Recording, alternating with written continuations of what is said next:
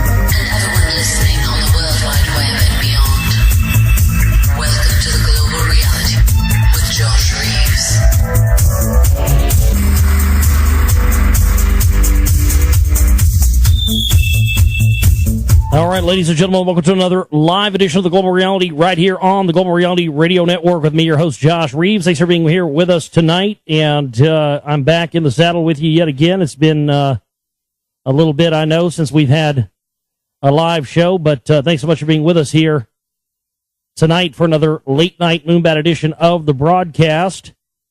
It is the 10th of April into the 11th, 2012, and I am back from a successful road trip and filming for the new Ancient Society's Rock Wall documentary, and boy, oh boy, what a trip it was. And I'm still kind of recovering from it, to be honest with you. It was a lot of miles and a lot of work in a short amount of time. And it was as epic as it could be. But I just want to thank every single person out there who helped make this possible, and everybody who donated and showed their support and help me to be able to do this. I appreciate you guys so much for the help, and I could have done it without you, and we definitely got it achieved. Well, here's how it broke down. Over 1,500 miles in 3 days, over 4 states, to 4 ancient mound sites and 2 concerts. That's That's how I rolled on this one, man. It was, oh my goodness. I got in real late Sunday night, so I was still exhausted last night, so I didn't do a show, but here with you tonight, and we're going to get into some news and information, see if we have any emails as well. If you want to send emails in, questions, comments, the usual type of stuff, globalrealityshow@gmail.com is my email address. That's globalrealityshow@gmail.com. My website where this broadcast originates from is, of course, theglobalreality.com. That's theglobalreality.com. And up there you'll find all things pertaining to my work, including the stream to listen to the stream 24/7. We repeat the show after it ends live. We play archives the rest of the time. We also have all my documentaries up there, including my newest one, The Secret Right Volume 2. It's on Blu-ray and DVD up there. You can get all kinds of packages up there as well. Video clips, audiobooks taken from books we've read here on the show. Of course, the chat room, got everybody hanging out in there tonight. You'll also notice a new tab up there. We have we have a sponsor now for the broadcast, if you believe that. That's pretty awesome. It's something we haven't ever really had, and not something I've ever really been opposed to, but not something I've actively sought out. But we had I described this, situation several times where I said if we could find somebody that was, basically, one of our listeners or something that had something with it they wanted to help us out with, I would go with that. But one of our listeners happened to, his aunt happened to have this product that she's selling, and the deal basically was like, you don't have to play any commercials. You don't even have to have a banner up there. I don't even care if you do any live reads. This is exactly what he said to me. That's pretty unbelievable for somebody who wants to sponsor your broadcast in exchange for a link. That's pretty awesome. So I will definitely direct you to that sponsor tab and go and check out what they've got there. It seems to be a pretty It's not it's not snake oil or anything else. I mean, it just seems to be one of those type of things where our diets are so jacked up because the food that we, even if you want to seek out health food and seek out organic vegetables and stuff, most of us, maybe not all of us, the people who go out of their way to eat well, but most of us are not getting what we need in our diets. That's just a fact. So this kind of seems to be one of those things where, for a lot of us that live in the city or on the go all the time, we can't get our usual stuff in our diet. Seems like it might be that kind of good thing. But anyway, that's up there, and I'm really excited about having that. And maybe we'll have some other people want to come forward in a similar fashion to support what we're doing here and have a sponsor up there. But I like that. I mean, the fact we don't have to even have, because that's my thing. I still refuse to have commercials. I still refuse to have banner ads on the front page or anything. But I said, my idea was, well, why don't we have a tab? And people, we can have links up there for sponsors under that. And that way, I don't understand why other websites don't do that. Just instead of having fucking banners flashing at the front of the fucking page when you come there. I mean, you're coming to find information. You're not coming to be sold products to. I don't know why other entities out there still can't wrap their minds around that, but that tells you right there why they're in this. They're in it to use fear to sell products. I mean, period, in the store. And most of the people in most of the radio shows out there, that's exactly what they're doing. They're using this information to elicit a response out of people that will then elicit them to open up their wallets to buy all these products to supposedly, save them from whatever catastrophes coming this week. Aliens, asteroids, earthquakes, New World Order, Illuminati, whatever it may be. Whoever's creeping under the bed this week, we got a cream and a pill and a water filter for that. Oh, aliens are going to invade. There's going to be an asteroid attack. Oh, well, shit. Let's get Bob on the phone over here. He's got some cream that you're going to be able to put on that. Some anti-asteroid cream. Not going to promise you it'll get rid of your goddamn hemorrhoids, but by God, it'll sure as fuck get rid of your asteroids. So, anyway, there's that. But thanks for being with us tonight. We're definitely going to get into some different news and information tonight. But yeah, everybody's wanting to know about the trip and stuff. It was fantastic. What I was doing essentially on this trip was going to shoot mound sites that, because what my thesis here is based on the information that I've looked at from the rock wall. I didn't even really ever look into any of these other sites around the United States until after I was, started working on this rock wall film. And the evidence pointing in the direction of, the feathered serpent Quetzalcoatl, with artifacts being found near the wall, the representations of that. And of course, the Quetzalcoatl being a master in metallurgy and crystal working, two things that we see are really keynote items about the rock wall from the little research that's been done so far.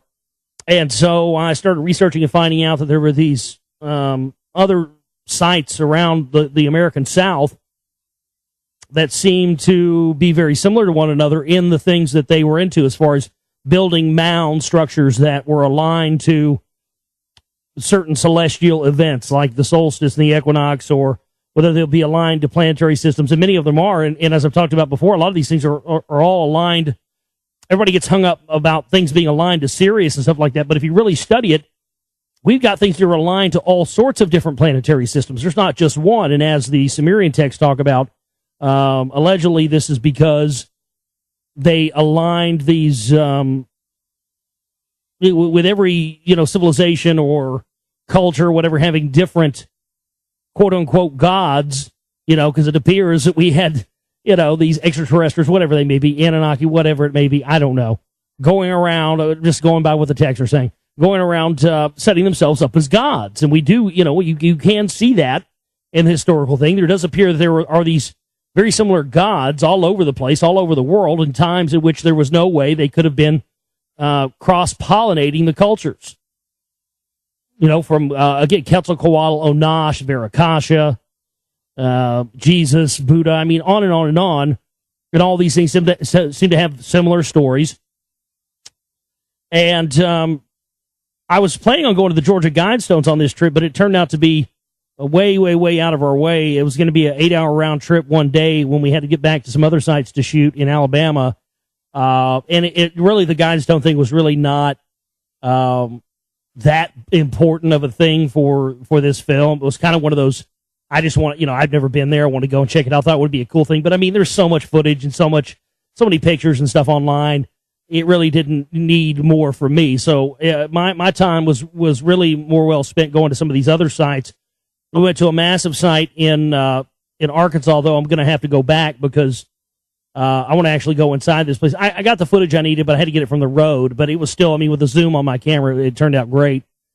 But the most interesting place we went to was this place in Alabama called Moundville. Near Tuscaloosa, Alabama. And it's a very interesting thing, and I had no idea about any of this stuff till I got there. As soon as I got there, I see this water tower that says, "Welcome to Moundville." It's got a big hand on it with two serpents intertwining it with an eye in the middle of the hand. And I went, oh, yeah, we're in the right place here. Oh, yeah. Most definitely we're in the right place here. But I went to when it went into this place and I started reading. I've got footage of me reading this plaque from this site, and it was just amazing how it was talking about how they don't know who the people were, they don't know their names, they don't know the name of the city, they don't know what happened to them, anything. The people who built this, the town that they call Moundville, these giant mounds. But what they did know was that. That symbol was their main symbol, and they believed that a serpent god, Quetzalcoatl, the feathered serpent, they believed that the feathered serpent was their almighty god. So they aligned these mounds to Orion and other locations, and basically told the people that this was all so they could enter, basically in so many words, enter through the Stargate and go into this other realm. And one thing that struck me when I was there and I was reading this stuff, I was like, God damn, maybe they fucking did, because where it's kind of like where did they go? So it's kind of one of those things when you're there looking at it, and of course they had this swamp around these mounds, and me and my buddy were like, I was like, let's go over here, and see if this has been here. And of course the when we walked over to this swamp. There's fucking snakes in there. It's big, all in it. And I actually got this little, the Native Americans built, or the natives used to make these little dolls called cochina dolls. And I got a little small one there. It was like $8. And on the bottom of it, it's totally handmade. I mean, this is, there's nothing, it's all leather and wood. But it's a little feathered serpent god, and he's got a little feather on top of his head, and he's got two little straps of leather that are his serpents and his snakes. And when we went inside of the gift shop, as soon as we went inside of the gift shop, all the pillars, and I've got video of all this, were intertwined with serpents. Up on the wall, they had an effigy of this. It was a bird. The feathered serpent, birds, avian reptiles. You had this, and it was in the clouds. And then they had these mannequins underneath it of these rituals they were doing, carrying the priestess up on this thing. It was totally fascinating. And when I told the lady in the gift shop what I was there doing, she gave me her card, which was really excited about it, gave me her card and said to let them know when the documentary's done because they want to sell it there. They actually want to sell it in the gift shop in Moundville. That's, it's fantastic. But I want to give a big shout out to all the people of Alabama. I got to tell you what, Alabama, of all the states I've been to in my life, Alabama was the fucking raddest state I've ever been to. The people in Alabama, I don't know if we have any listeners in Alabama out there. If you do, please contact me. Let me know. Send me an email or something. Say, hey, I'm from Alabama, globalrealityshow@gmail.com. Alabama people, Alabama women too. Oh, man.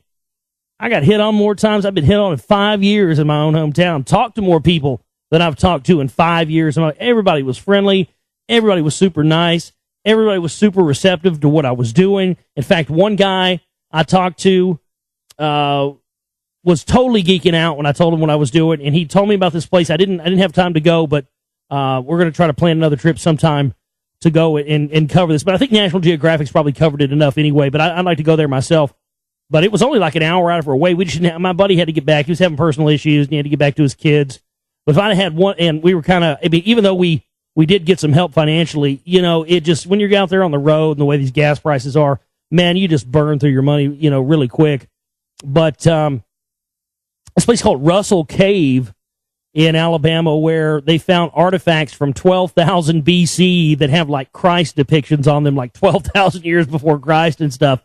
And I'm definitely going to try to go there at some point. We went to Florence, Alabama, which is in Muscle Shoals. I've never been to Muscle Shoals before.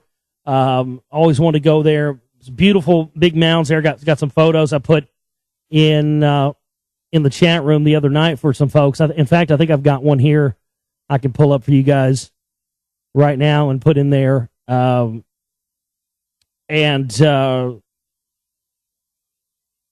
It was very interesting to me to see and go up on these mountains, and being that it was Ostara, Easter Ostara weekend, equinox type thing. Being at these sites, I got to tell you, man, being at these sites around, because they're all aligned to these, the solstice and the equinox and all this. Being that it didn't dawn on me planning this trip this weekend. That was the weekend my buddy could do it. One of our favorite bands happened to be playing in their hometown that weekend too, and this was just the time in which we could do it. It was weird because most of the time nobody would plan a trip like this on Easter weekend, especially not somebody that has kids like my buddy does. But I didn't even think about it until we got on the road that here we were going to these ancient sites that are aligned to these different events. And we're here during one of them, and so yeah, I mean, there definitely was some amazing energy at these sites during that time. But I went to 4 different sites. The one in Arkansas was huge. The Toltec Mounds in Arkansas, went there, and that was an amazing site. We went to the ones in Florence, Alabama, which I'm putting a picture of in the chat room right now. I mean, look at that. Look how green it is. I went up to the top of that thing, sat up there for a while. And then we went to another one in Alabama. I forget the name of it, but it's like the largest still standing mount. There was another one that was even bigger, and I'd heard about it. And I tried to find it, and I kept not being able to find where it was at. And then lo and behold, after I couldn't find out where it was at, I found this article talking about how a couple of years ago, they bulldozed the biggest mound in Alabama and built a Sam's Club on top of it. Now, Sam's Club, if you don't know, is a store of Walmart, Sam Walton. And I just was immediately, as soon as I heard that, taken aback because, of course, as you know, I've talked about, they built the Walmart in Rockwall smack dab on top of part of the ancient rock wall there. One, okay, maybe that's a coincidence. 2, it makes me wonder how many more there are.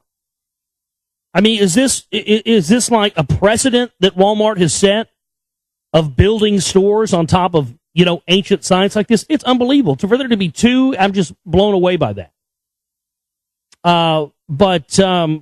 Yes, Tesla in the chat room. Could I feel the interchange in the energy field when I got to the sites? Yeah, absolutely. I'll tell you this. I got different feelings from the different sites, like meaning that I didn't get the same feeling at each site. Moundville felt more like, it felt more like exactly what the story said. That at one time there was something, because, the way they do these rituals and stuff like this, especially when it involves the earth and earth energies or if they put these temples on certain energy grid lines, ley lines, stuff like that. They embed their energy into those sites and those places so that it sticks around for, eons and eons to come. But at Moundville, I felt sort of like that whatever was there, whatever the energy was, it was there. There was something there, but it was, was long gone by that point.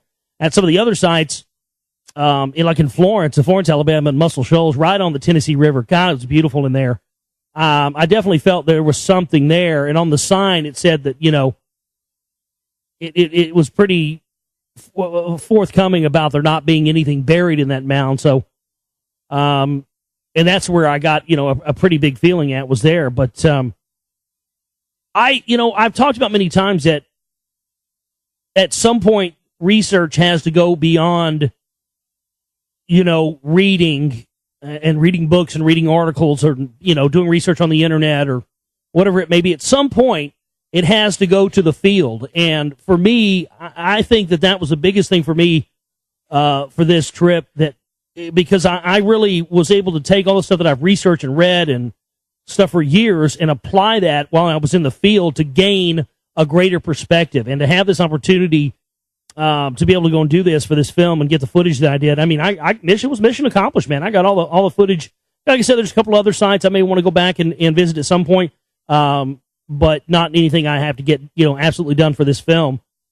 But it was really amazing to be able to take that knowledge out into the field and look at these things. And what really struck me as being very apparent was this overarching sense. No matter what site you go to, there's always this thing about, they reinforce very strongly that it's a mystery. Oh, it's a mystery. We'll never know.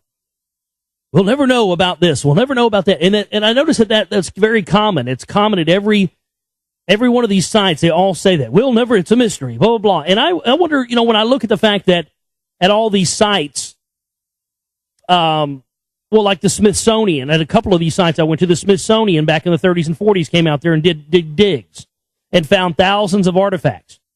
Now, those thousands of artifacts are not found in any of the museums at any of these sites that you go to. They have a few scant artifacts. And so that's when I really, before, I guess, just like anybody else, I probably would have went to, without doing my own research, I probably would have went to some of these sites and just said, oh, yeah, it's a mystery, we'll never know, blah, blah, and taking that as face value. But knowing what I know about how archaeology has been covered up all over the world for eons, and it continues to be, when I started to see, these Smithsonian digs and finding out that, they found artifacts and things that they don't even have pictures of, that nobody knows where they went. They're in some Smithsonian vault somewhere. And then they're reinforcing that, oh, it's just a mystery. It's a mystery. That's when I started realizing, it's not a mystery. These people know full well what these sites were used for and who was here and everything else. But the context and the information of that, for some reason, would be a threat to, of course, their power structure and their supremacy with world religion and science and the whole amalgamation of keeping people right where they want them at and keeping them controllable, their minds controllable, and keeping them in a state of arrested development by the holding back and withholding of this information. So it was really that for me was a fascinating thing to be out there and go into these sites and to see this stuff and to really actively see with a new set of eyes more of the details of a cover up and how they've covered up a lot of this stuff more than you really see by just looking at something online. So I'm really grateful for the opportunity to be able to go out into the field on this trip. It was a totally different thing for me as far as, I've never gotten to make a film where, I'm going out into the field and stuff. And it's enjoyable. It's a lot of work for not a lot of result. You're talking about, really showtime, film time, you're talking about a minute or 2 minutes of footage, per site, really. But that was all, that's all I really need because the information ties in and I've got the research and everything. But I absolutely loved Alabama. Muscle Shoals is just absolutely beautiful place. All the music history there with the recording studios, Fame Recording Studios, 2614 Jackson Highway, Muscle Shoals Sound, where all the greats recorded. I mean, everybody, you can go look it up and see the history there. But we drove by after we went to the mounds. It was like right down the street. We rolled over to Muscle Shoals Sound Studio, and I hopped out to get some pictures in front of it. And as I was getting some pictures, this guy comes out, and he says, hey, I can't let you bring a camera inside, but if you go put your camera up, you guys can come inside and check out the studio. And they don't do any kind of tours or anything normally because it's still, a functioning, working studio. And synchronistically enough, just a couple of days before we were there, they had taken out a lot of the new recording gear or newer stuff that they had in there in the studio and taken it back to storage and brought out of storage all the old stuff that they used on, I mean, my God, Paul Simon, Kodachrome, still crazy after all these years, Willie Nelson, Phases and Stages, Bob Seger, Night Moves, Rolling Stones, Sticky Fingers, on and on and on and on and on. And I think this is partly responsible. I think because the Black Keys had this album called Brothers they put out, I guess, last year before or something, and they had recorded it there. And so I guess there's been a resurgence in popularity in this, but I was just geeking out, dude. I mean, I got to touch the board that Glenn Johns recorded Led Zeppelin 3 on. Oh, geez. I mean, all of it. I got to sing and clap my hands in the room where the Rolling Stones recorded the vocals for Wild Horses. I mean, it was just absolutely ridiculous. I got to see the piano that Bob Seger played on Night Moves. I mean, it was just one of those. When you're on the road, man, these crazy synchronicities happen. Things happen that you're not expecting. It's like part of the magic of the road, for instance, the first night we were driving to Alabama, we drove to Memphis, like 7 hours, and drove there and stayed the night and got up the next day and drove to Alabama. Well, when we got into Little Rock, which is like 5 hours from Dallas, that's where the Toltec mounds were. Well, we weren't going to go to the Toltec mounds that day. We're going to wait and come back as we did on Sunday and go there. But we had GPS going, and for some reason the little button on the options for avoid highways was ticked, and I didn't go in and tick it. So when we got into Little Rock, going to Memphis, it set itself to avoid highways. And so we wound up out in the boonies, and the next thing I know, I look over and I see this street. It says Toltec Mounds Road, and the sun's going down. And I look over, and we're at the fucking mounds. And I was like, that's just a crazy, wild synchronicity that, we would wind up. I was like, well, we know where they're at when we come back through here Sunday, don't we? It was just a wild synchronicity that we would wind, of all places when we got lost, we'd wind up right where we were going to be what we were going to be looking for, coming back through there. But, yeah, man, I mean, we drove Sunday all the way back, like 13 or 14 hours, all the way through, but it was totally worth it. Alabama's just a beautiful state. The people there know how to fucking drive. I got to say this is the appeal of Alabama to me. It is the most non-police state I have been to in the Union yet. Now there's going to be mass droves of people immigrating to Alabama, and my nice little hideaway is going to be taken away forever. Great. No, just kidding. But no, I would move there in a heartbeat. If I had a chance to move to Birmingham or something like that, Muscle Shoals, I'd move there in a heartbeat. Oh, yeah. Very awesome place. Beautiful. People are just super nice. And like I said, everybody that I told about what I was doing, nobody, usually when I tell people what I'm doing, when I'm working on a film, they give me that, that look like I just pinched them on the ass, or I just, gave them some sour milk, they kind of squint their eyes, turn their head sideways, huh? What you talking about? Nobody did that. And I saw a lot of people. So I got this press pass now. I actually finally got a legit press pass about a month or so ago. And, boy, that motherfucker is worth its weight in gold. I'll tell you what. It really was. Because it was weird. As soon as people saw that, it just doors would open. I mean, really. And then it also, as soon as people saw it, they would immediately, strike up a conversation and ask me questions. But I was just blown away at how receptive people were to the idea of trying to find out the real story behind these things. And I thought about, here in Texas, where we know for a fact that there were thousands and thousands of ancient cities and sites here. And there in Alabama, there's just, there's tons of places you can visit. There are no archaeological sites anywhere around where I live in Texas. But it's not like there weren't people here. It's that everything's been covered up. So my premise for this film was to show how these different, how the rock wall itself ties into these different societies. It seemed to be one massive sprawling civilization that all worship the feathered serpent. And again, America, Amaraka, our country itself, America, Amaraka, the land of the snake, the land of the serpent. What serpent are we talking about here? The serpent god, Quetzalcoatl, that could walk on water and was crucified and had all the same things as Jesus. Some reptilian star god or something. I mean, who is it? I mean, just like in the Bible, be ye as wise as the serpents. Well, okay, what fucking serpents are you talking about? I'd like to know. But again, I just want to thank everybody out there. We had a couple of people that helped out while I was on the trip and got us some funds that we needed to keep going the extra mile. And I just want to thank everybody out there for giving me the opportunity to go out into the field and get this footage for this film and to get this done. It was crazy. It was like as soon as I was done and I got everything I needed, like the film really felt like a reality. You know what I mean? It really felt like it wasn't one of those things like something I want to do anymore or something I hope I'll be able to do. As soon as I got all the footage I needed, it was like, wow, this is really happening now. This film's actually it's actually going to happen now. And that it was just kind of a big, moment for me. Because every time you go to make a film, it's a struggle because you don't know if you're going to be able to do it. You don't know if you're going to have the funds to do it. And that satisfaction, that feeling of knowing, wow, it's a reality now. It really is going to happen. It was just unbelievable.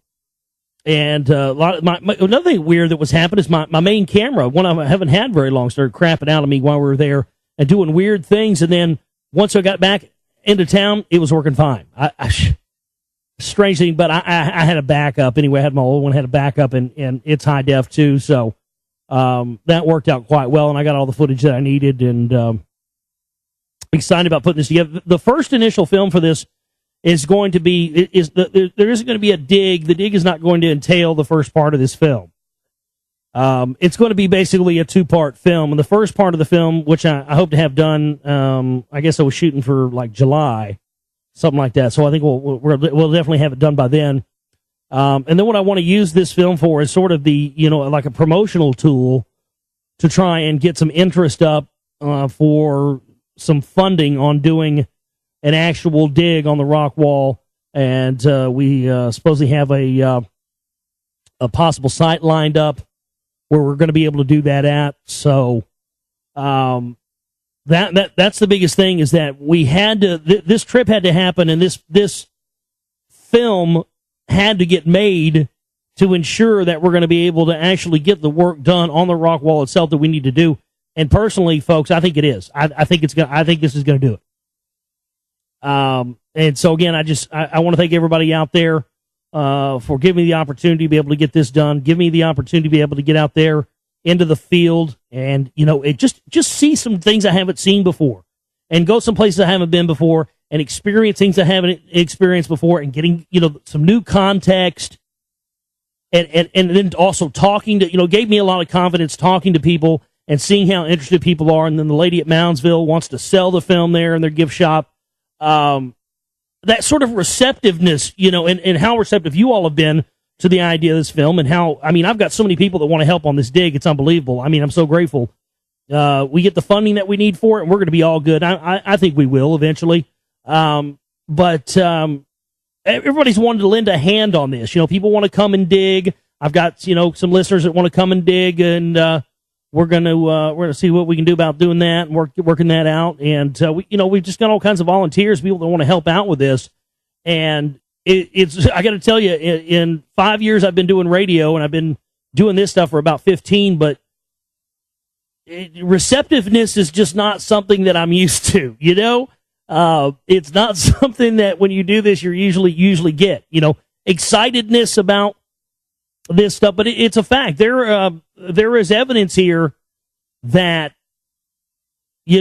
indeed of Atlantis, or indeed of these ancient civilizations. But the thing that we find is that the questions that we have that we can unravel here apply to the questions that we have to the larger grand scope picture of the world system. The tyrannical system, the religious power system, the whole thing. And peeling back the onion layers of this and getting into this realm of showing that these ancient people who weren't supposed to, supposedly supposed to have a pot to piss in or a window to throw it out of, had sophisticated knowledge planetary systems, star systems, and of these ancient gods that had, high technology and power.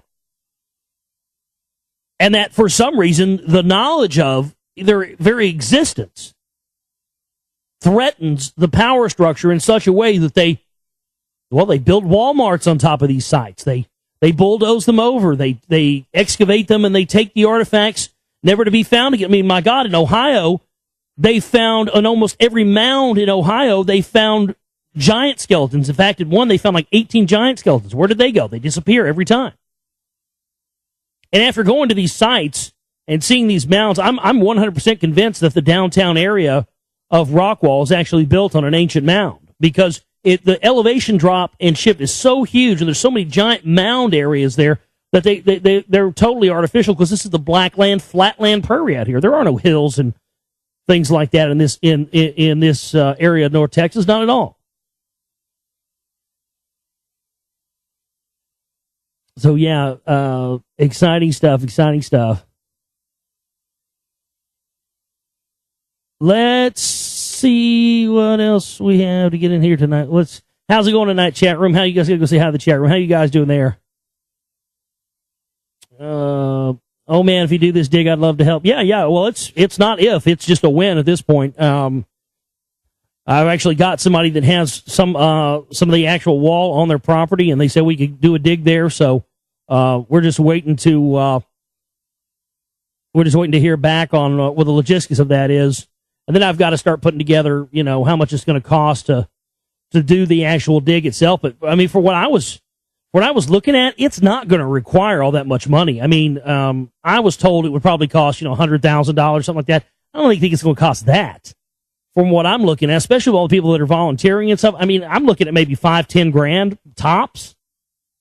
And I really don't foresee it really costing much more than that.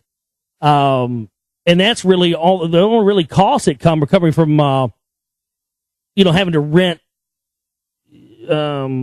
equipment and stuff like that to do the work. You know what I mean? That's really the only, expenses that are going to be accrued from that. But it's water pumps. It's just, it's a lot of logistics, and it's a lot of stuff. But I mean, I've got archaeologists now. I don't know if I've told you, I've got archaeologists. I've got geologists from oil and gas exploration companies, that like two, couple of different archaeologists. One that works on the Archaeosaur site in Arlington, Texas. Guy in Florida that's offered up his company to for the maps and stuff like that to do. I mean, we've got people that are really wanting to volunteer stuff, and I think we'll have more. And again, that's when this first initial part one of this Rockwall Ancient Societies film.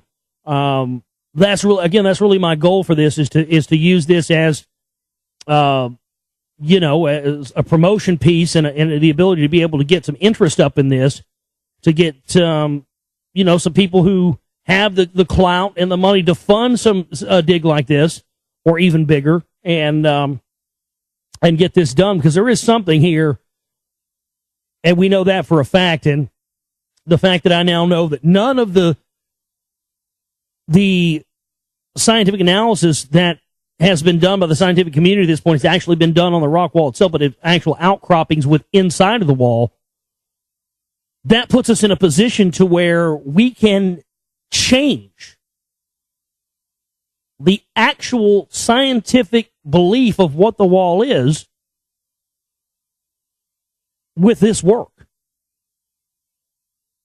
Because again, I can prove, because I know what sites the scientists went to, because when these excavations were done, when these scientific analyses were done, they didn't have ground penetrating radar and NASA satellite images at that time.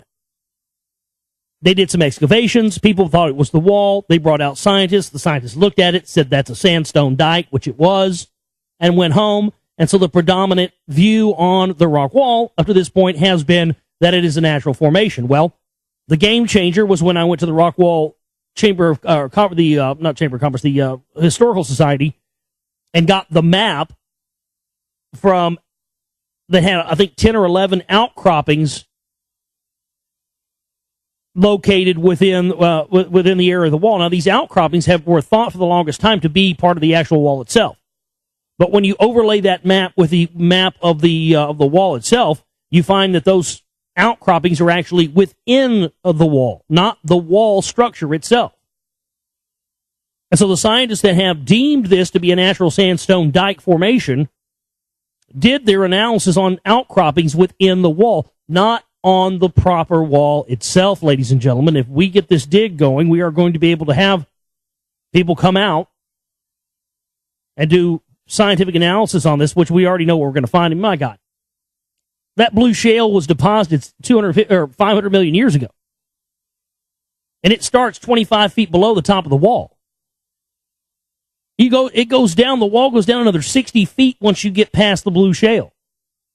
So whatever's past that blue shale is 500 million years old or older, and dig this, the walls, the bricks of the wall itself get bigger the deeper you go. And for some reason, on John Lindsay's dig, they did in 99, they didn't go down to the bedrock. And I find that more and more suspect. They didn't even do a full dig. They went down to a certain level and just stopped, like they were scared. Or like they didn't want to show what the rest of the way of what was there. Well, we're going all the way, baby. We're going to go all the way to the bedrock. We're going to do a big-ass chunk of this thing. And we're going to need people to sift through dirt and, look for artifacts and everything else. By the way, if you come to my dig site, you're going to have to sign a non-disclosure agreement. Just go ahead and know that. But, yeah, man, I'm really excited about this and really stoked to have the opportunity to go out and do this. And again, I appreciate everybody who helped make that happen. And hopefully, if we have to go out into the field again at any point, we'll be able to do that again. Let's see what kind of. Let me see if I have any emails here. Might have some. I don't know. I've been away for a few days. So let me go through the stack.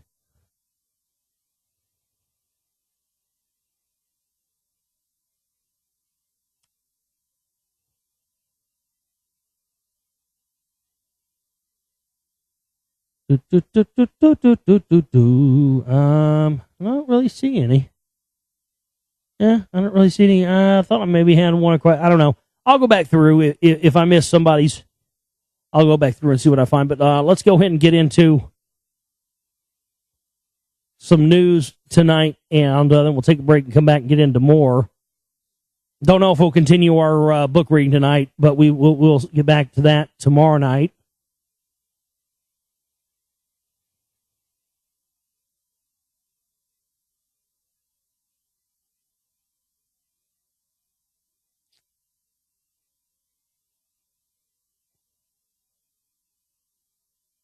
Columnist and author Andrew Sullivan said Sunday that atheism was growing in the United States because more and more people saw Christianity as an organization intent on gaining political power. And, it's hard to argue with that. They've become fused with one political party, the Republican Party, a party that's now defined by a particular religious faith, evangelicism, or far-right Catholic hierarchy. And that is making many people feel that faith in Jesus is about politics and power and partisanship in ways that's turning off an entire generation. No, that's the plan. That's been that's been the plan for the longest time. It's worked well because, again, as I've said many times, an atheist is no more of a threat to the priest class than a blind follower of any religion. Because, again, you've got them right where you want them, and you've got them in a dogma.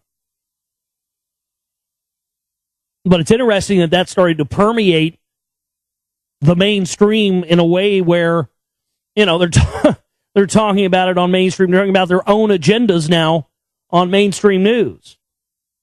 Oh, well, we can't figure out why Christianity and republicanism is turning people to atheism. Oh, yeah, you can't figure that out, huh? Because it's the same thing. It's the same reason why they put these clowns in there as the opponent against whoever the chosen puppet is going to be at that time. For instance, in the last election, when you had Obama going up against John McCain, nobody in their fucking right mind would have voted for John McCain. And the only people that did were fucking brain-dead retards, brainwashed by right-wing culture and everything else. They always put the person in there who's so goddamn outlandish and crazy they will drive people to vote for the chosen one. And of course, that's, they're doing that all over again. But that's the same thing they've done with Christianity itself. People see evangelicals and televangelists, and they see Pat Robertson, and they see Tim LaHaye, and they see, Rick Santorum, who dropped out today, by the way. Whoever maybe they see these people, and it's, that's how I was when I was growing up. I saw that shit and was like, no fucking way in hell do I want anything to do with that. And yes, when I was, a teenager and stuff, into my early 20s for, a few years, I did consider myself for a short period of time an atheist when I was still asleep to a lot of this stuff. But, once you have a spiritual experience on your own, and you can actually feel the energy of a presence of something that is existing in all things, it doesn't matter if you can't name it or build a religion out of it or build a temple around it. It doesn't matter. All that matters is that you can feel a connection to something beyond yourself. And when you feel that for the first time, it's unmistakable. So that's really what did it for me, and I think that's the thing that you can never count out is human experience, our own personal experience, and the knowledge that we gain from that, from those experiences of connecting to energies that exist all around us at all times. Symptoms of a mysterious disease that has killed scores of seals off Alaska and infected walruses are now showing up in polar bears. The U.S. Geological Survey said on Friday 9 polar bears from the Beaufort Sea region near Barrow were found with patchy hair loss and oozing sores on their skin, similar to conditions found in diseased seals and walrus. This is absolutely from chemtrails, absolutely from barium. This is classic barium poisoning. It could be, it's very similar to the Morgellons type of stuff. But, there's no question these mystery diseases and stuff that are coming up. Same as the mystery respiratory diseases in humans. All these same type of these respiratory diseases, sores, oozing and stuff coming up, and, weaponized MRSA and staph and all this. It's happening everywhere, and it's really affecting anything that's, especially things that are outdoors or people that work outdoors. Speaking of chemtrails, you guys might have saw this and heard about the story. There was this reports coming out of a massive fireball over Texas, rare unexplained fireball, and what's interesting is that I took one look at the picture of this alleged fireball, and I said, that's not a goddamn fireball. And now this is the second time this has happened. I said, that's not a goddamn fireball, that's a goddamn chemtrail. Because these chemtrail planes now, the way they spray, they just, stuff just envelops them. Well, they're being mistaken. People don't know what they are. They're so unusual that people think they're fireballs streaking through the sky. And, NASA just comes up and says, oh, yeah, that's just a contrail. Nothing to worry about it. So at first they said it was a meteor, and it was an asteroid, or it was space junk. Now they've come out, mystery fireball in Texas, actually a jet contrail, NASA scientist says. A bright object that streaked across the sky, Texas sky during the day, April 4th, originally believed to be a meteor burning up as it entered Earth's atmosphere, was actually a flying jet. And its contrail, a NASA scientist has confirmed. Local news stations reported that the bright object was a fireball, an especially bright meteor. And Bill Cook, head of NASA's Meteoroid Environment Office, initially said it was indeed a fireball. And more evidence of the mysterious and unexplained observation that there are more fireballs in the spring than in other times of year. Isn't that rich? There's more fireballs in the spring any other time of year. Yeah, because there's more fucking weather mod ops going on in the spring than any other time of year, motherfucker. How goddamn dumb do they think we are? However, other experts argue that the Texas fireball was actually a jet contrail. reflecting the glow of the setting sun, making it appear fiery. Well, yeah, contrails don't look like that. Contrails dissipate very quickly. They're not thick and glow like that. The reason you see that glow from the sun reflecting off of it is because they're spraying a radioactive isotope called barium up there, and when the radiation heat from the sun hits it, it activates it. Cook has agreed. Reviewing the video, it does appear to be a contrail. There were sightings of a daytime meteor April 2nd, but this video is not of a meteor or a fireball. This is a different event. The April 2nd daytime fireball, a rare event as a meteor, must be at least 1 yard across for its atmospheric entry to be visible during the day and was seen by thousands of people in New Zealand. Oh, it's just a contrail. Yeah, that's all it is, just normal. It goes up there and they get, they fly around and them ice particles form on there because it's cold up there in that atmosphere and hot-ass engine exhaust be coming out of them engines and shit makes contrail. That's all it is. Ah, damn. Really? I just don't understand what is the cover-up that deep? I mean, it's just weak as hell, dude. I mean, this is up there with swamp gas. Yep, just swamp gas. Them airplanes fly around up there, and that damned old swamp gas comes out. Next thing you know, there's X patterns. I saw one make an anarchy symbol up there one day. It's just that damned old swamp gas. That's all it is. Jesus titty fucking Christ.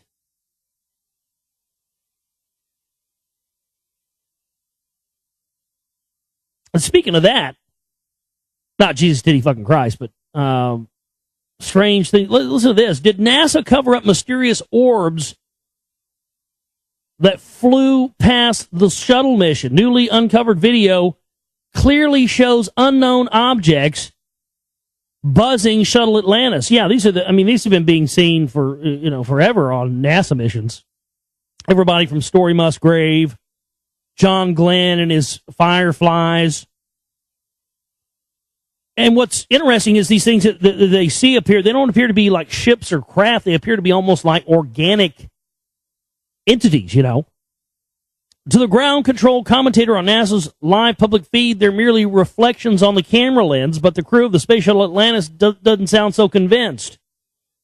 A spooky YouTube video appears to show 3 orbs moving slowly around the Atlantis as it floats in orbit during a 2006 mission. The footage, which is a segment of the feed, begins with one of the astronauts describing to the ground control what they're seeing. The unnamed crew member says it's a structure that's definitely not rigid. Doesn't look anything like I've ever seen on the outside of the shuttle, that's for sure. He describes how the first object quickly moved to the nose of the orbiter, moving away at least 100 feet. For a few minutes, nothing of note happens, but then at 4 minutes and 45 seconds, the camera looks beyond the shuttle and focuses on 3 orbs that appear to be hovering in a triangular formation nearby. The ground control commentator immediately passes them off as reflections in the camera lens, but the shuttle crew members seem far less dismissive, with one confirming that they're seeing 3 or 4 objects and asking, can you confirm it's just the one that's moving? However, the footage, despite being mysterious, remains too indistinct for any conclusions to be drawn about whether E.T. was really observing the shuttle mission. Many YouTube users who have studied it firmly believe the crew was looking at space junk. However, could E.T. have been zooming around Seoul, Korea recently? Well, I think, again, that's an assumption. Saying they're E.T. is an assumption as much as saying that it's space junk, We're always given this, apples and oranges, black and white. It's either space junk or it's aliens. Nothing in between. I beg to differ. There is an in between. There is also the factor of things that we don't have any knowledge of or are classified. And again, there's many tapes of this. Story Musgrave has caught this stuff. And it's always of these things swimming in the outer atmosphere of Earth as if it's swimming through water, And these things appear to be alive. They appear to be almost, like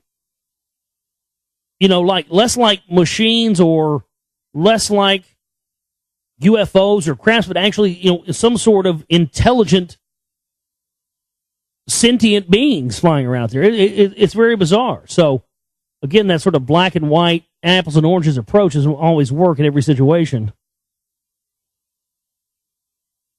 Oh, fireballs? Oh, yeah, as we're talking, oh, yeah, they got a cream for that.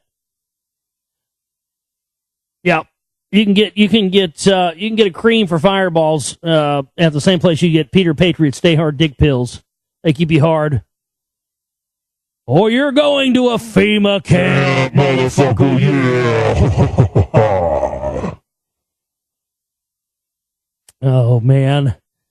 We are getting Moonbatty tonight. Thanks to everybody for staying up late with us. We got a lot more news to get into with you here tonight on the broadcast. My website where this broadcast originates from is theglobalreality.com. That's theglobalreality.com. My name is Josh Reeves. I'm your host. We're going to take a break, come back, and get into more news for you here tonight. All right, back here with you on the Global Reality, right here on the Global Reality Radio Network. I'm your host, Josh Reeves. Thanks for being with us here tonight for another late-night Moonbat edition of the broadcast. Got a lot more news here in this segment to get into with you here tonight, so thanks for staying up late with us. We're going to blow through this here in this segment of the broadcast. My website where this broadcast originates from is theglobalreality.com. That's theglobalreality.com. We have the chip-in banner there for the operating costs for April. And that's where you can chip in and support our work there. And please do so. And we also have a new sponsor here for the network. That's up there under the sponsor tab, Jean Marie's Juice Plus. Make sure you visit their site through the link there under the sponsor tab. And because that's, you know, if you make a purchase, something, you got to do it through the link so they can get paid and so we can get paid and all the rest of it. So there you go, Gina Marie's Juice Plus. That's our new sponsor. Proud to have them on, and hopefully we can help them out, and they help us out. I like that. I like that so much more than the idea of, you know, at least this, you know that if you buy something from this, you know that the money's going to go to somebody who actually supports what it is that we do here. You know what I mean? Whereas, you know, if I went out and just got a bunch of random sponsors, you know, there's no guarantee that, you know, even if they have something worth of crap to buy, that your money's going to be going to people that are, you know, necessarily going to support the things that we do here. And, you know, it is kind of, that's not always important, I guess, but it's important for me because, I don't know. I guess I just have too many scruples or too many morals or whatever have you. I don't know. I'd rather have to scrape by than to see people's money go to these goddamn snake oil hucksters and pyramid scheme cream sales like Adnan Khashoggi and the whole GCN model. I mean, it's, you know, it's just ridiculous. But anyway, yeah, please support our work there and make a donation if you can. We just had to spend a lot of money on this trip, so we're kind of down to the low point. But any help we can have there is welcome, and we appreciate everybody out there who makes everything we do here possible. Thank you so much. Let's continue on with our news tonight. Yet another UFO story. Seems that this is becoming the hot issue all of a sudden. Yet again. A new video is surfaced that some claim shows a saucer-shaped UFO zooming past the window of a passenger airplane flying over South Korea. In the video, the unidentified passenger is filming the otherwise uneventful view from the plane's window. Suddenly, he makes a startled sound as the white saucer-like image comes into view. Later in the video, the purported UFO image is magnified. Ultimately, it looks more like an ivory-colored bowler hat than a piece of futuristic flying technology. Well, you know, to the idiot that wrote this article, go back and look at, you know, pictures in video or whatever from UFOs from, you know, 10, 20, 30, 40, 50, 60, 70 years ago, whatever. And a lot of the ones that, you know, you can tell are actual legit something, you know what it is, who knows. But the ones where you can legitimately tell it's not a hoaxed thing, that's oftentimes what they look like. They look like a fucking bowler hat or, something. I mean, that's where the term flying saucer came from. But I think ultimately all these things, are I think we every once in a while we get a glimpse at one of these, and I think it's no more different than any probe that we would send out into into the cosmos, or I don't think it's any different than any drone or reconnaissance vehicle that we send out. I mean, 30 years ago or 20 years ago, the idea of an unmanned reconnaissance vehicle flying around seemed like science fiction and futuristic stuff to us. But now it's an everyday common knowledge thing, with drones being sold commercially for, dirt cheap, a couple of $100. Remember we talked about the taco place? It was going to try to start delivering tacos with drones. I'm down for that. I'm just totally down for that. But really, I really think that's what a lot of this stuff is there. If you wanted to go check out a civilization without getting blown to bits, what would you do? You'd send a drone. You send a probe. And ultimately, I think that's what, I've ever seen the one that flies into the Concorde, when they first sent the Concorde up in the 70s. They had a plane go beside it and shoot video footage of it. And as soon as they put that thing up in the air, these silver orbs started flying underneath it, and we're like flying alongside the Concorde, monitoring it. There's footage out there of it. It's crazy.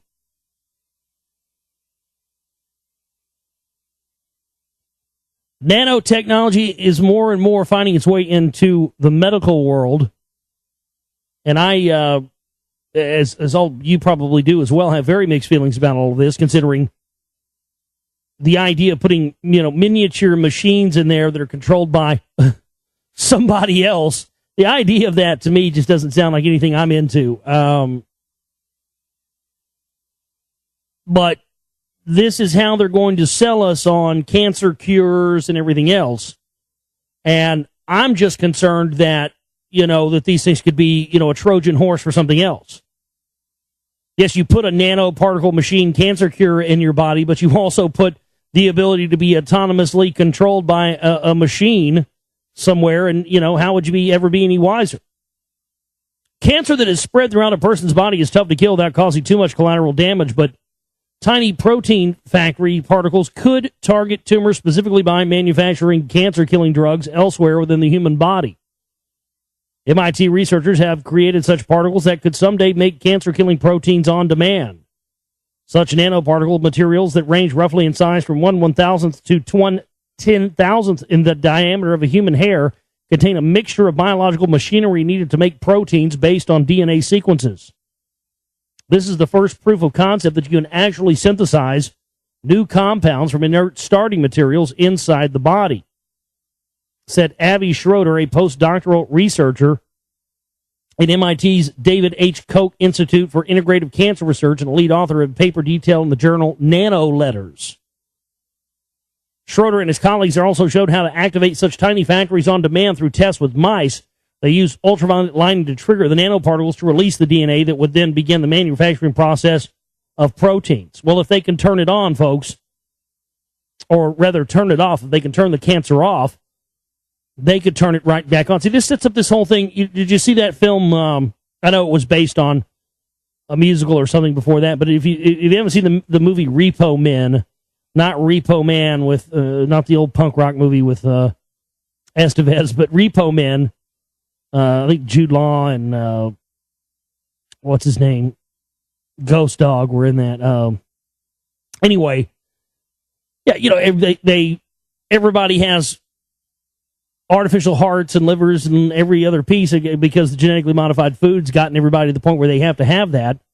And then, of course, they get everybody in hock and in debt for these body parts. And when you can't pay your bill, when they design it so that you can't, they come and, take it away and they get your money anyway.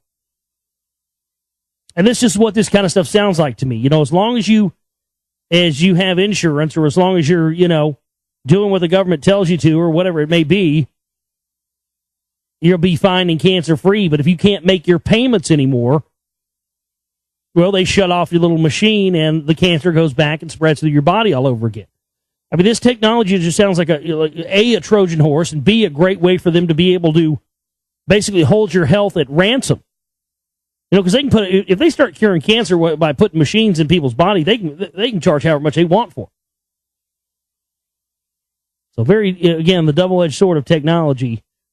All right, I want to point this out. So one of our listeners brought this to my attention. It was just blown away by this.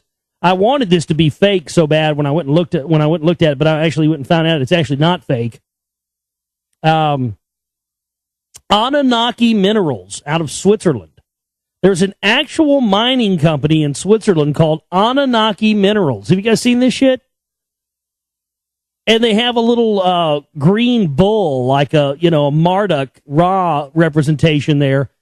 And it says, philosophy of our enterprise, responsibility for green mining. We always take care that we and all our partners will work with great respect at and in our Mother Earth. We gave us the guideline to save the earth and the surface of the area wherever we work. Our responsibility will always be that the animals, how our yak can come back and find necessary green food. Anunnaki Minerals. It said that they were here mining for gold, mining for stuff, right? Well, I just think that's just too funny. That's just too out of this world. Oh, man. You can't make that kind of shit up, can you? Oh, man, that's greatness.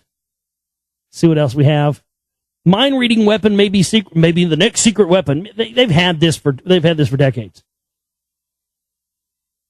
To be able to communicate super soldier programs and be able to communicate telepathically through helmets. They've had this for years. It's just now going to be used and rolled out in a major way. So they're trying to tout it as some sort of new technology when it's, again, very old technology, of course.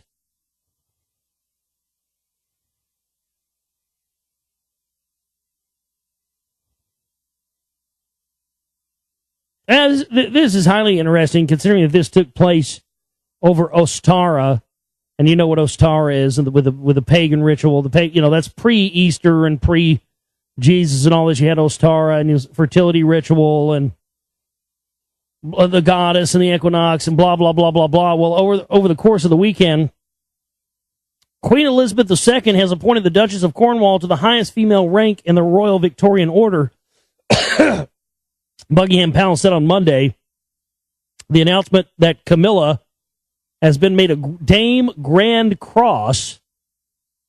A Dame Grand Cross comes on the day of her 7th wedding anniversary with Prince Charles, the Queen's son. Now, I love how this, the Queen used to say she was a whore and she broke up Charles and Diana's marriage and blah, blah. Now they're giving her the highest degree, the highest Illuminati ranking a female can get, even above Dame of Malta or any of that stuff.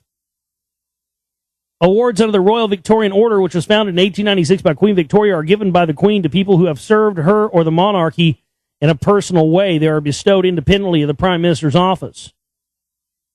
Once vilified as the old flame who poisoned Charles' first marriage to Princess Diana, Camilla has been an integral member of the royal family since she married the prince on April 9, 2005, 8 years after the death of Diana. And again, you see how that whole thing played out. They wanted her in there. They wanted Camilla in there for the get-go. She was installed. And this is a very similar degree that they give. Order of the Garter is another one. We saw recently, a couple of weeks ago, I think it was, there was video, you can look it up, where Obama was pledging his undying servitude to the Queen. And it always struck me as odd. I thought this country was supposedly founded to get free of taxation from the from the crown, from England.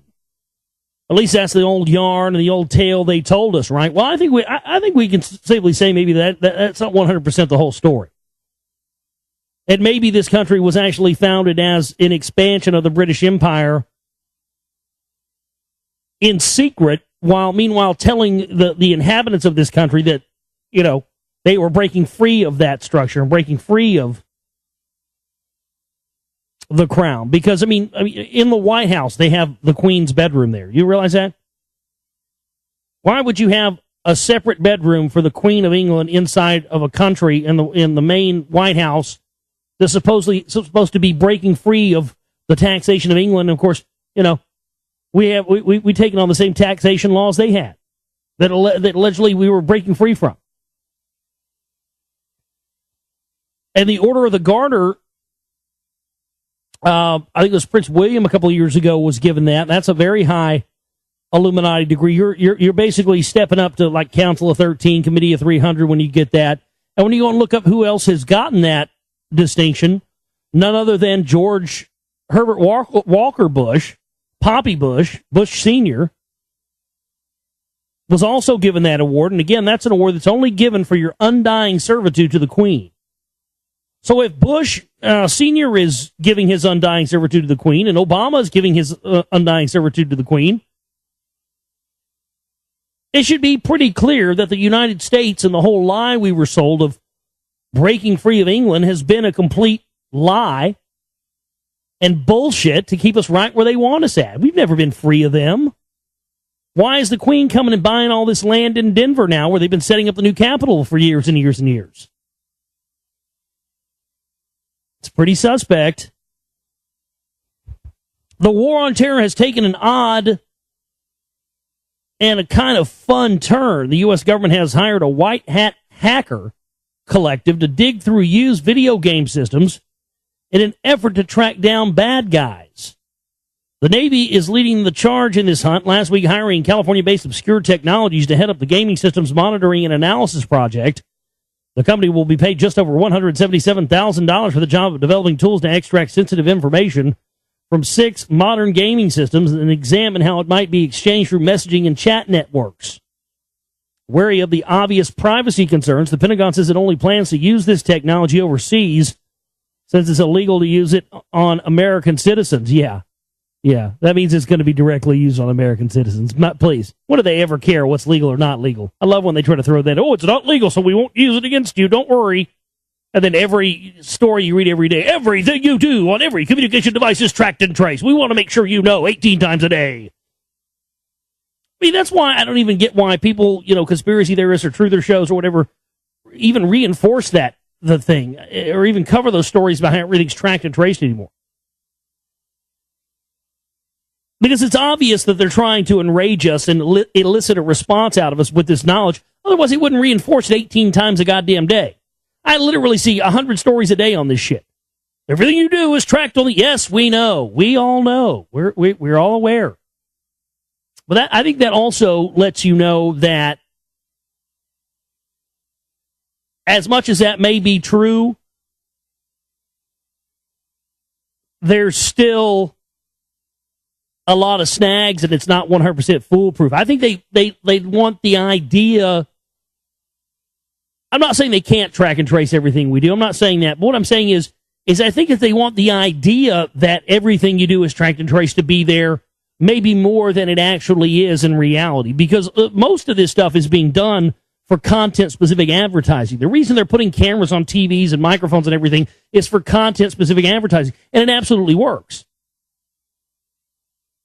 I mean, I got out of bed one day a couple of years ago complaining I needed a new bed. I need a new bed. God, it's hurting my back. I get up, first thing, Facebook, everything is just, mattress ads.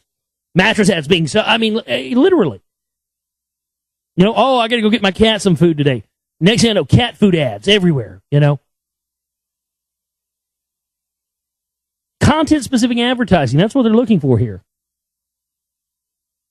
But, yeah, data mining through old video game machines. Yep, that's no real shocker there.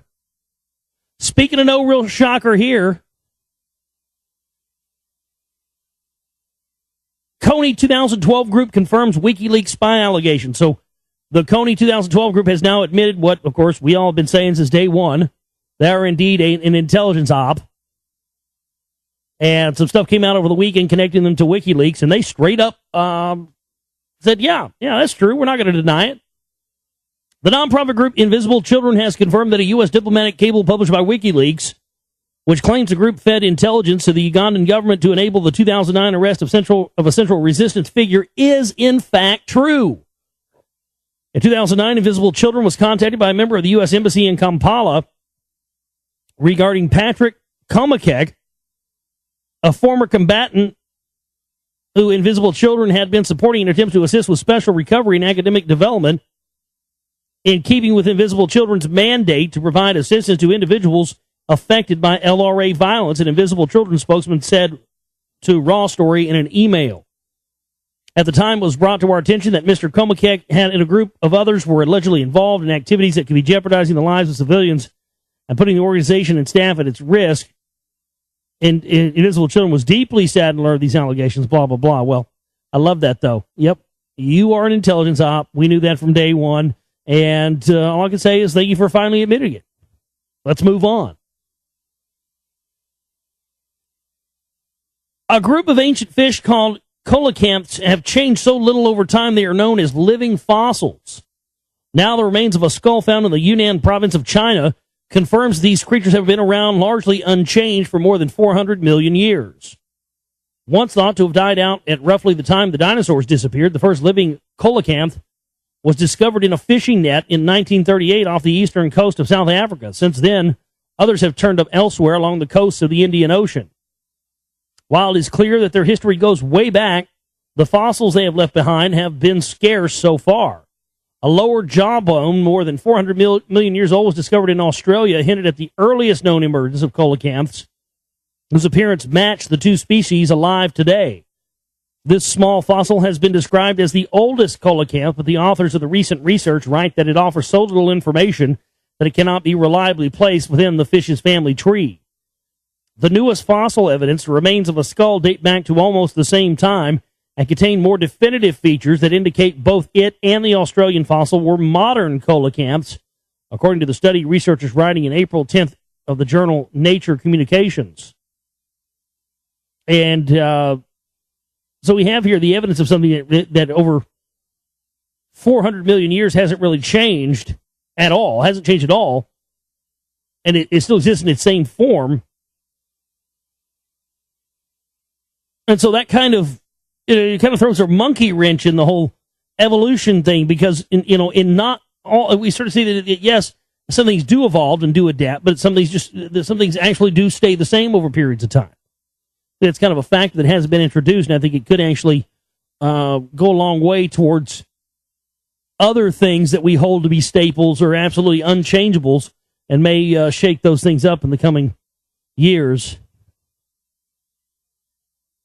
The tiny town of Lakota, North Dakota, is quickly becoming a key testing ground for the use of unmanned drones by law enforcement after one of its residents became the first American citizen to be arrested with the help of a Predator surveillance drone. The bizarre case started when 6 cows wandered onto Rodney Broussard's 3,000-acre farm. Broussard, an alleged anti-government sovereignist, believed he should have been able to keep the cows, so he and his 2 family members chased police off his land with high-powered rifles. After a 16-hour standoff, the Grand Forks Police Department SWAT team, armed with a search warrant, used an agreement that they've had with Homeland Security for about 3 years, and called in an unmanned aerial vehicle to pinpoint Broussard's location on the ranch. The SWAT team stormed in and arrested Broussard on charges of terrorizing a sheriff, theft, criminal mischief, and other charges. Broussard says he had no clue they used a drone during the standoff until months after his arrest. "We're not laying over here playing dead on it," says Broussard, who was scheduled to appear in court on April 30th. He believes what the SWAT team did was definitely illegal. "We're dealing with it. We've got a couple of different motions happening in court finding the use of the drone." Repeated calls to Broussard's attorney were not returned. Douglas Manbeck, who is representing the state of North Dakota in the case, says the drone was already used after warrants were already issued. So, again, setting the precedent here. And to be honest with you, I mean, I'm not trying to be a dick, but, that's a problem with some of these sovereignists and some of these. I'm not saying that, nothing against you if you are one of those. I'm just saying that sometimes these guys are not as informed about things as they think they are, or they think they're informed enough, and they're not.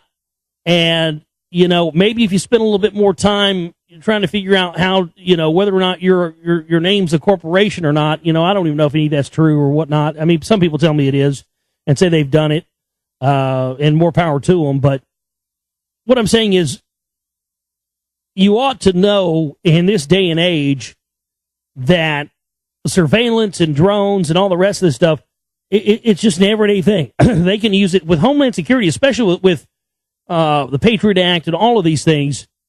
They have given themselves carte blanche to be able to use this technology anywhere and in any situation, any case you want. So you can try to fight it all day, and it doesn't make it right. I agree. But the fact of the matter is, if you're paying attention, you would know that they have given themselves a blank check to use this stuff wherever they want, and it's pretty much common knowledge with everybody I know nowadays. I guess this guy's the first to go, last to know. House Budget Chairman Representative Paul Ryan says his Catholic faith helped shape the Republican budget plan. Really? So being Catholic helped you shape the Republic? Well, that looks like we can close the books on that one, Johnny. Keepers of the Vatican's treasury, Rothschilds. Boy, you know, if nothing indeed is going to happen this year in 2012, as many people believe, if it indeed is just going to be just like any other year, and I think there's a good case that there's definitely a good chance of that. The rich folks seem to be thinking otherwise. I mean, George Lucas and Steven Spielberg are incessantly talking about 2012, and they believe the end of the world's happening, just absolutely, no doubt about it. But it seems that there's, people with money are spending big money on this stuff. The doomsday shelter being built below Kansas Prairie, where millionaires will be able to sit out the apocalypse in style. And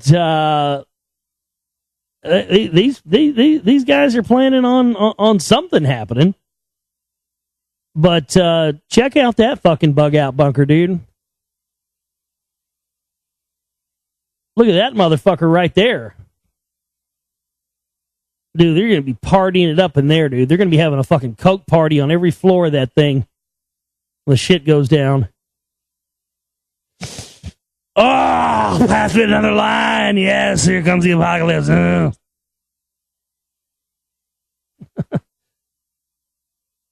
When you buy a house, you end up feeling like you'll be paying it off until the world ends. Well, how about one of those luxurious condos which come with all the mod cons as well as a pool, a movie theater, and a library? Oh, and a guarantee that it will survive doomsday if and when that fateful day comes. For these luxury flats deep below the Kansas Prairie in the shaft of an abandoned missile silo are meant to withstand everything from economic collapse and solar flares to terrorist attacks and pandemics. Naturally, there will be no one around to phone if the guarantee fails. But at that point, the insurance will probably be the least of your worries. So far, 4 buyers have thrown down a total of about $7 million for havens to flee when disaster happens or the end is now. And developer Larry Hall has options to retrofit 3 more Cold War-era silos when this one fills up. Hall said they worry about events ranging from solar flares to economic collapse to pandemics to terrorism to food shortages. These doomsday preppers, as they are called, want a safe place, and he will be there with them because Hall, 55, bought one of the condos for himself. He says his fear is that the sun flares could wipe out the power grid and cause chaos. He and his wife and son live in Denver and will use their condo mostly as vacation time. I love that he lives in Denver already. Yeah, so the guy who built this definitely knows. He definitely knows what's happening. He's definitely aware of what's going to be going on in the coming years.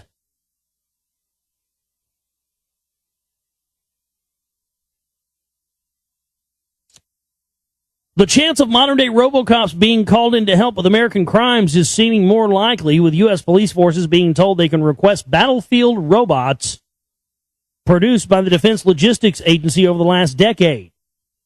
Defense Agency delegates told a conference in Washington last week that any police or Homeland Security department with a counterterrorism or anti-drug mission may be eligible to get its very own robot.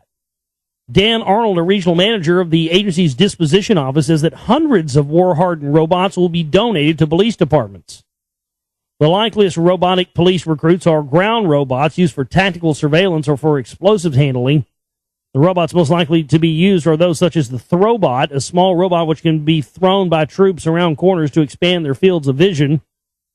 Robots such as the Packbot and Talon machines, which have become central to bomb disposal in Afghanistan and other war zones, may come into use by security departments. So the Talon, I thought they decommissioned that thing because it was fucking like killing troops and shit. Oh, man. That's all. I mean, like, you don't have enough indignities in your day. You're going to have to deal with fucking Ed 209 whenever you go out, you know. You have 30 seconds to comply.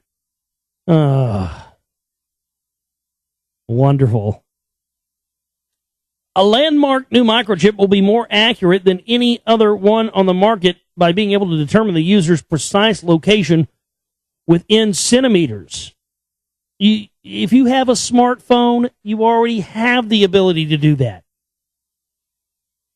They can already pinpoint you down to the fucking very location you're standing at through the GPS and everything on your smartphone. Why is this such a shocking revelation to everyone? I saw this plastered all over the truther sites today. They can tell where you're at down to a centimeter down with a microchip. Ah!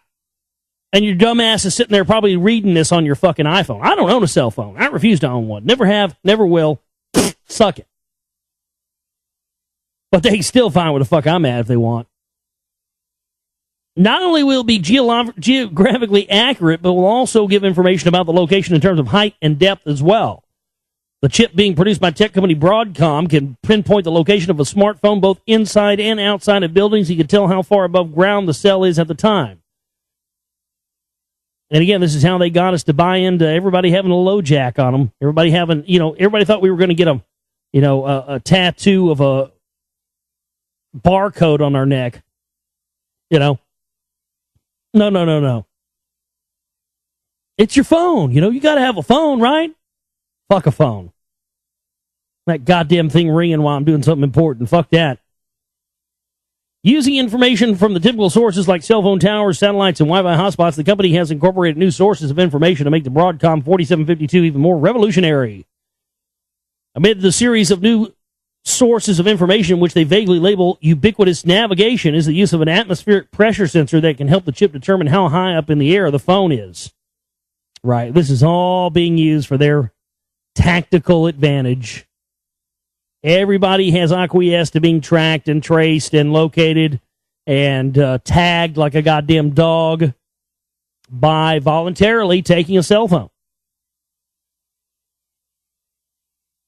Everybody is voluntarily taking these things, so it's kind of hard to bitch about being tracked and traced when, I love that. You get these people ranting and raving on these Patriot shows and truth shows about tracking and tracing, and yet every goddamn one of them owns a fucking iPhone or some kind of smartphone. A bunch of hypocrites, Same as the bunch of hypocrites that were on all these networks I used to be on. Oh, free speech this, free speech that. But don't cuss because they'll piss off our micro FMs. Fuck you. It's either free speech or it's not. You either get to say what you want or you don't. There's not much middle ground there. You know what I mean?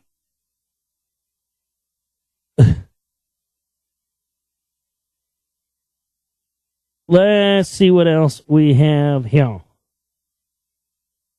We about got through it all tonight. We're getting close.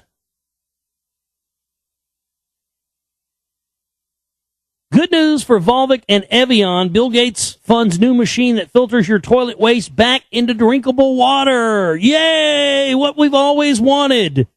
Now you don't have to wait for your poop and pee to go through the pesky sewer system and back into your tap. No. You can have toilet to tap instantly now. You can poop and pee and drink it instantly. Safe for the environment. Recycle everything. Pretty soon it'll be you poop and you pee and then a goddamn Big Mac will come out of a hot and piping out of an oven. Oh, wow, look at that. I took a dump and a Big Mac came out. Oh, it tastes just like a Big Mac. Yeah, it tastes exactly the same. A big rubbery piece of shit. That's good stuff. Next time you see a dog lapping thirstily at a toilet bowl, pause for thought next time. It could be you. A new invention funded by Bill Gates aims to turn used toilet water into drinking water. Manchester University's Sarah High is an expert in nanotechnology. There's the nanotechnology again. The science of manipulating atoms in matter, and says it could make wastewater from toilets safe to drink. The innovation which Bill Gates has funded could transform the lives of millions of people in the third world. High believes a new range of materials could extract energy from human waste. Extracting energy from human waste? Oh, that's great. So we're going to power our homes with our poo, and we're going to drink our own pee. By the way, all provided by GMO Monsanto food. Man, the future's so bright. I got to take a shit.